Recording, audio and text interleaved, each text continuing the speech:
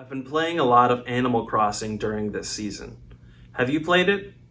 If you haven't, it's a simple Nintendo game where you, more or less, take care of and run a small tropical island. One of the funnier aspects of the game is that, in fact, money does grow on trees. If you dig a hole in a specially marked area, 3 days later, a tree will grow with 3 times as much money as you buried. If only it worked that way in real life. Alas, as one of the characters in this week's lectionary text and parable will learn, money does not grow on trees.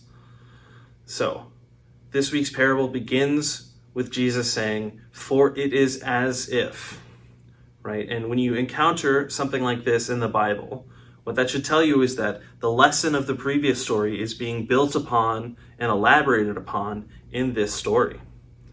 So, what was last week's story?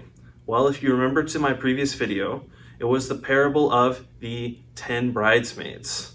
And that story ends with Jesus saying, be prepared, for you know not the day nor the hour. Right now, that likely means that we don't know when Jesus is going to return to earth, but it can also be seen as Jesus telling his disciples that they might not be aware of when they're going to encounter Jesus in their day-to-day life. Right? Next week's story, which again, is all just kind of one giant sermon that Jesus is going through. The lesson is that whenever we encounter the least of these, it's like we're doing that to Jesus, right? If we take care of or if we harm the least of these, we're doing it to Jesus himself. We can encounter Jesus in our everyday lives, right? So we need to be prepared for that because we don't know when it's going to happen. I know there's a lot of background information, but I think it's important because it helps us understand what Jesus is trying to say in this week's parable. So let's dive in. In this week's story, Jesus tells a parable of a man who gives his servants some talents.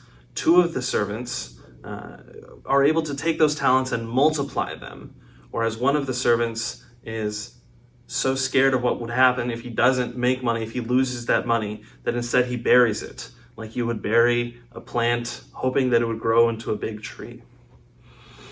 The 2 servants that make a lot of money are rewarded, and the one who does not is punished. So what does this mean?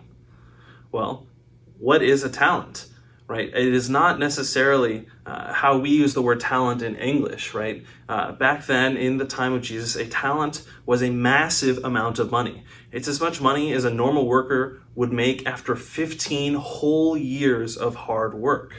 This is just an incomprehensible amount of money. It would have been absurd for somebody to give one of their slaves this much money, right? It's this overwhelming, all-encompassing thing. It'd be like if you were given $5 million today for no work, right? I think that this is best understood as Jesus attempting to explain what it's like to receive grace from God, right? It's this overwhelming, all-consuming thing that we get even though we didn't do anything to deserve it, right? And the question is then, what do we do with that grace that we have been given?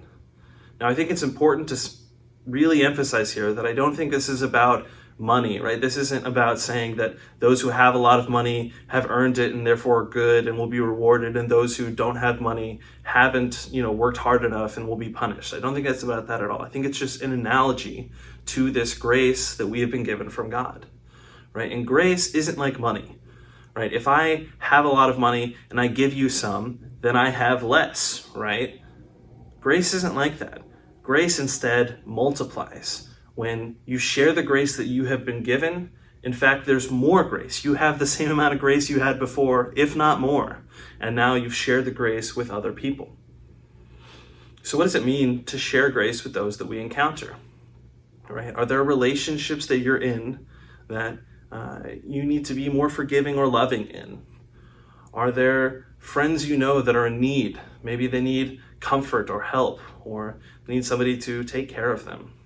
Are there people in your community that are hungry, or don't have clothes or a place to live, or perhaps have been put in prison and no longer have the freedom that you and I might enjoy? How can we extend grace to these people? You've been received and so have I, so has everybody, have been given the overwhelming grace and love of God.